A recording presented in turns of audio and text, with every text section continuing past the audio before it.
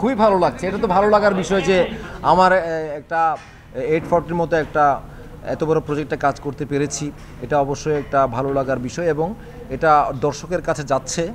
সিনেমার মাধ্যমে কিছুটা গিয়েছে, এখন টেলিভিশনের মাধ্যমে হয়তো আরও ব্যাপক আকারে দর্শক এটা দেখতে পাবে। এটা অবশ্যই খুব ভালো লাগার একটা বিষয়। আর সিনেমার মধ্যে আমরা যেই পরিসরে দেখেছিলাম, সিরিজ আকারে যখন দেখবো এখানে আরও কিছু বর্ধিত অংশ দেখানো হবে, যে এটা সিনেমা বানাতে গিয়ে যেগুলো অনেক কিছু কাটছাট করতে হয়েছিল পরিধির জন্য। তো আমরা সিরিজ আকারে আসলে আরও ব্যাপক আকারে দেখতে পাবো এবং ভালো লাগছে ভাই, খুবই ভালো লাগছে।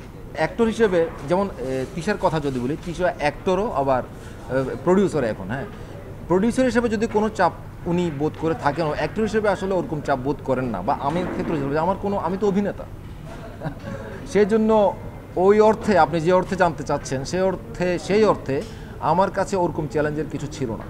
সেই অর্থে আমরা তো ইতিমধ্যে জানি এটা বুসানে নিউ কারেন্টস বিভাগে একটা পুরস্কার পেয়েছে এবং এটা অস্কারও গিয়েছে। এখন আমাদের দেশে যেটা ইন্টারন্যাশনাল ঢাকা ফিল্ম ফেস্টিভ্যাল হচ্ছে, সেই ফিল্ম ফেস্টিভ্যালে 19 তারিখ সমাপনী দিনে এটা স্ক্রিনিং হবে। এটাই হচ্ছে বাংলাদেশের প্রথম স্ক্রিনিং। আর বাইরে এটা কানাডায় মনে হয় খুব স্বল্প পরিসরে মুক্তি পেয়েছিল। 19 তারিখের পরে কখন আসবে আমি ঠিক জানি না, শীঘ্রই মনে হয় এটা হলে আসবে। ইকবাল হোসেন চৌধুরীর বলি দ্য রেসলার।